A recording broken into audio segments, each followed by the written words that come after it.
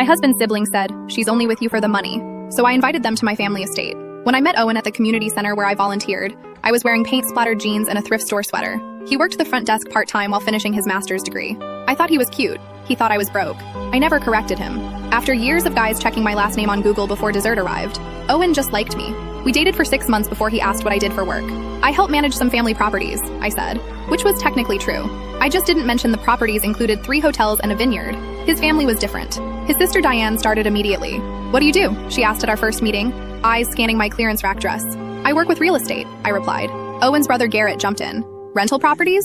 Like apartments?" "Something like that," I said. The comments started small. Diane would text Owen asking if I'd contributed to dinner. Garrett would joke about prenups. Their mother Patricia would pat my hand and say, "It's so hard these days for young women to make ends meet." Meanwhile, she'd pull Owen aside and warn him about gold diggers. When Owen proposed with his grandmother's ring, a modest pearl on silver, his family held an intervention. Diane insisted I'd ghost him after the wedding. Garrett demanded a prenup protecting Owen's assets, all $12,000 of them. Patricia cried about her baby being taken advantage of. Owen defended me, told them I'd never asked for anything, that I paid for half our dates, drove a 10-year-old sedan. They nodded sympathetically, then continued planning how to save him from me. That's when I decided enough was enough. I called my parents. "I need to use the house this weekend." My dad laughed. "Finally going to tell them?"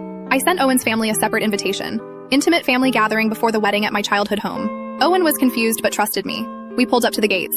Garrett said, "Is this the gatehouse?" I pressed the intercom. The gates opened. We drove up the quarter-mile driveway lined with oak trees. Patricia gasped. Diane went silent. The house came into view. 18 bedrooms. Original construction from 1847. The staff had prepared lunch on the south terrace. My parents waited with my uncle who ran the hotel portfolio, my aunt who managed the vineyard, and my sister who headed our foundation. Mom hugged me. "We're so happy to finally meet Owen's family." Dad shook Owen's hand. "Welcome home, son." They'd met him months ago. They loved him. But his family didn't know that. Patricia's hands shook holding her wine glass. Diane couldn't stop staring at the Monet in the hallway. Garrett kept saying, "I thought you worked in real estate." "I do," I said. "I manage the commercial properties." Over lunch, my uncle mentioned the Boston Hotel expansion. My aunt discussed wine ratings. Normal family conversation. Except Owen's family looked terrified. After dessert, I gave them a tour. Showed them my childhood bedroom. The library where I'd learned to read. The music room where grandmother taught me piano. In the portrait gallery, Diane finally found her voice. "Why didn't you tell us?" I stopped. "Tell you what? That I have money? You were so convinced I was after Owen's non-existent fortune. I thought it would be interesting to see how long you'd believe it." Patricia started crying, apologizing. Garrett stammered about misunderstandings. Diane just stared at the floor. Owen wrapped his arm around me. "I married up," he said. "Way up. We still got married at City Hall. Had our reception at that local restaurant. Because that's what we wanted. Simple. Real." But Owen's family never questioned my intentions again.